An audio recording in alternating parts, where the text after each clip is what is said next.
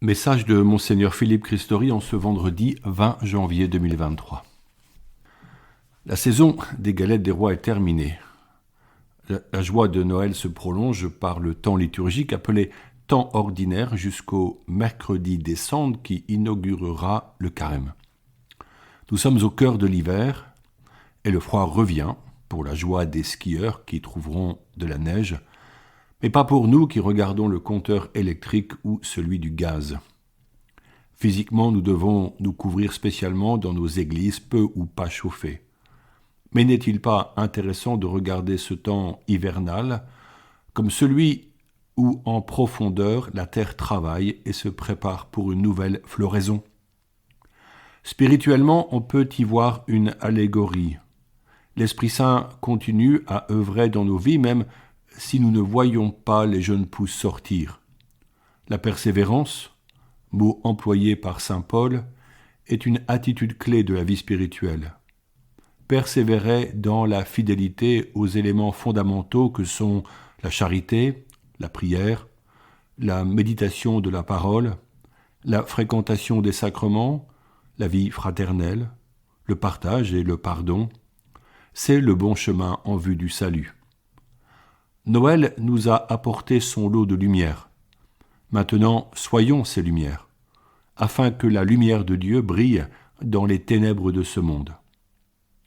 On ne met pas une lampe sous le boisseau, mais sur le lampadaire, dit Jésus. Le boisseau est une mesure en bois qui ressemble à un petit seau. Nous sommes dépositaires de la lumière divine, celle de l'Évangile, et nous ne pouvons pas la cacher. Une façon de porter la lumière dans notre société est d'œuvrer en vue de la communion entre chrétiens. Ces jours-ci se déroule la semaine de prière pour l'unité des chrétiens. Vous savez combien le Concile Vatican II a soutenu le dialogue œcuménique comme fondement de la communion fraternelle entre chrétiens des diverses confessions. Il ne s'agit pas du dialogue interreligieux, mais du dialogue entre chrétiens. Avec les protestants, les évangéliques, les orthodoxes, nous, catholiques, partageons un même credo comme expression d'une même foi. Nous prions un même Seigneur que nous reconnaissons comme le Verbe divin fait chair. Nous sommes disciples du Christ qui nous révèle l'amour de Dieu Père. Nous sommes accompagnés et guidés par un même Esprit Saint. Si l'élan œcuménique a été d'abord le fruit du zèle des protestants au début du XXe siècle, avec le Concile Vatican II, l'Église catholique impulse à ce mouvement de communion une nouveauté qui se voit par les rencontres de nos papes successifs avec des responsables chrétiens et par les groupes de fidèles qui se retrouvent localement. On peut faire mémoire de l'échange entre le pape Saint Paul VI et le patriarche Athénagoras de Constantinople en 1965 et la déclaration commune qui espère que les différends, et je cite, par l'action de l'Esprit Saint seront surmontés grâce à la purification des cœurs, au regret des torts historiques, ainsi qu'à une volonté efficace de parvenir à une intelligence et une expression commune de la foi apostolique et de ses exigences. Fin de citation. Le pape et le patriarche orthodoxe expriment leur, je cite, sincère volonté réciproque de réconciliation et comme une invitation à poursuivre, dans un esprit de confiance, d'estime et de charité mutuelle, le dialogue. Fin de citation. Depuis, les papes successifs sont allés à la rencontre des églises que l'on appelle aujourd'hui églises sœurs. Ensemble, ces églises ont pu œuvrer sur le terrain pour un avenir meilleur des populations fragiles. Comment continuer ? Nous constatons que chaque génération doit se saisir de ce désir de respect, d'amour et de communion. L'Esprit a continué à nourrir chaque baptisé de ses grâces puisque Jésus est venu pour que tous les hommes soient sauvés. 1 Timothée 2 au verset 4. Mais ce dialogue est fragilisé par les conflits. comme la guerre dramatique en Ukraine qui sépare les églises orthodoxes entre elles et qui durcit la position de l'église orthodoxe russe auprès du pouvoir politique. En France, il semble que cet élan œcuménique ait perdu un peu de sa force. Pourtant, des parcours comme Alpha, conçus à Londres par le pasteur anglican Nicky Gumbel, permettent de s'associer entre chrétiens de diverses confessions pour annoncer ensemble le Christ. Le dialogue, pour qu'il soit fécond, nécessite une véritable conversion du cœur, un désir de rencontre et de partage, le souhait de prier ensemble à l'écoute du Saint-Esprit. Il demande de sortir de soi, de regarder au-delà de nos chapelles et de nos habitudes. Il est un appel de Dieu, une nécessité pour témoigner par l'unité dans la foi voulue par Jésus qui prie le Père, et je le cite, « Père, que leur unité soit parfaite, qu'ils soient un comme toi et moi sommes un », voir Jean 17. Il met à l'épreuve notre capacité à nous aimer les uns les autres dans nos différences, sans nier ce que nous sommes et ce que nous avons reçu, comme pour nous catholiques, les sacrements qui sont si chers à notre vie ecclésiale, ou encore la place éminente de la Vierge Marie. La source de notre partage entre chrétiens est la méditation de la parole, des évangiles surtout. L'Esprit Saint veut nous rapprocher dans une écoute commune des Saintes Écritures. Cette lecture dans l'Esprit ne sera jamais achevée, puisque la parole est vivante et que l'Esprit fait toutes choses nouvelles. Assurément, nos formes de célébration, nos pratiques cultuelles, nos assemblées resteront spécifiques à nos églises. Mais l'enrichissement mutuel peut être réel, telles ces prières fraternelles pour entourer ceux et celles qui souffrent. Certains refuseront le dialogue ouvert par l'Église, tant du côté des évangéliques que des orthodoxes, ou encore des catholiques, trop sûrs que leur tradition est l'unique qui honore Dieu. Que savons-nous du cœur infiniment miséricordieux de Dieu ? Comment comprendre le désir de Dieu de recoudre la tunique déchirée de Jésus par le péché de division des chrétiens ?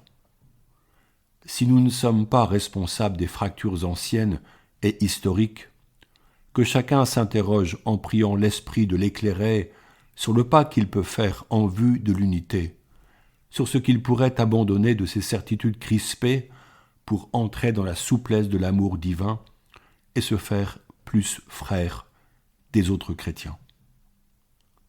Pour vivre cette communion entre chrétiens, reconnaissons aussi la place du martyr.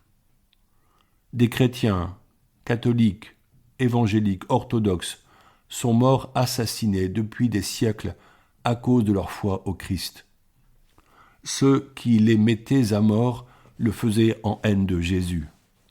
Cette assemblée des saints et des saintes martyrs est unie définitivement par le don de leur vie et leur sang versé. À la suite du Christ, ils ont lavé et blanchi leurs robes dans le sang de l'agneau. Apocalypse 7 au verset 14.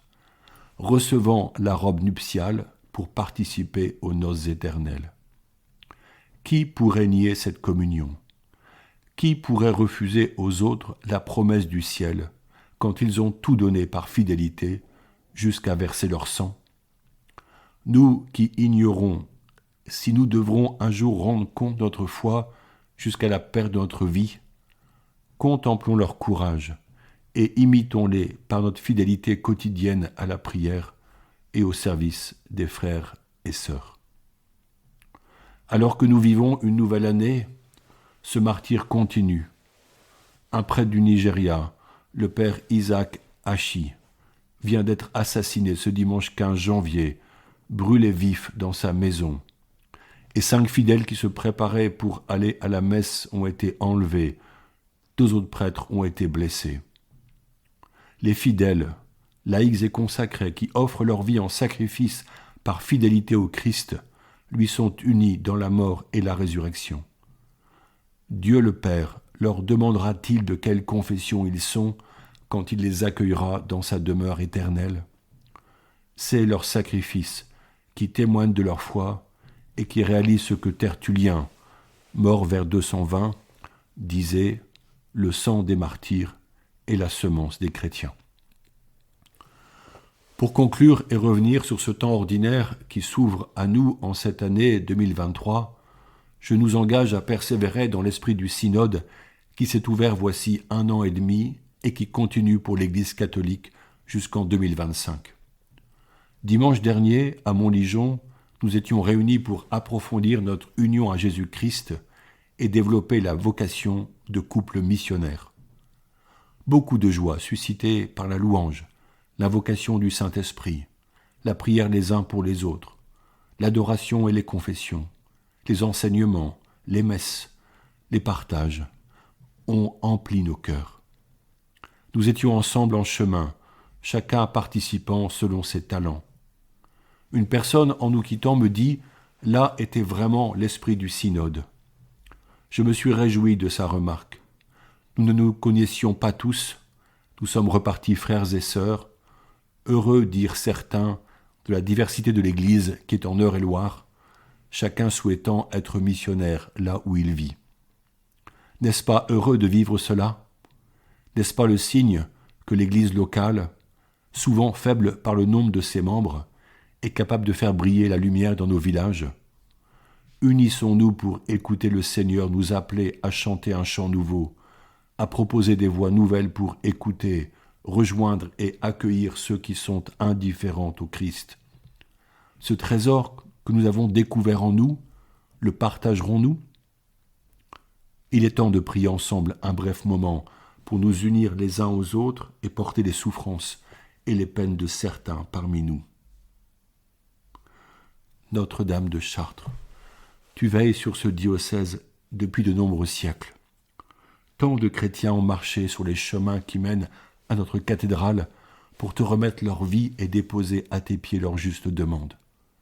Vierge Marie, nous t'en prions, présente à ton Fils Jésus qui vit dans la gloire auprès du Père du ciel, notre besoin de paix pour ce monde, notre espérance de vocation consacrée et sacerdotale pour notre Église en Eure-et-Loir, notre désir de communion entre tous les chrétiens que tu as reçus au pied de la croix comme tes fils et tes filles.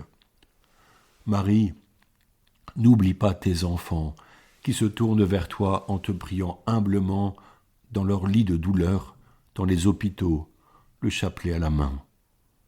En ces jours, Marie, nous te confions les enfants et les jeunes qui n'ont pas la chance d'être conduits vers ton Fils Jésus.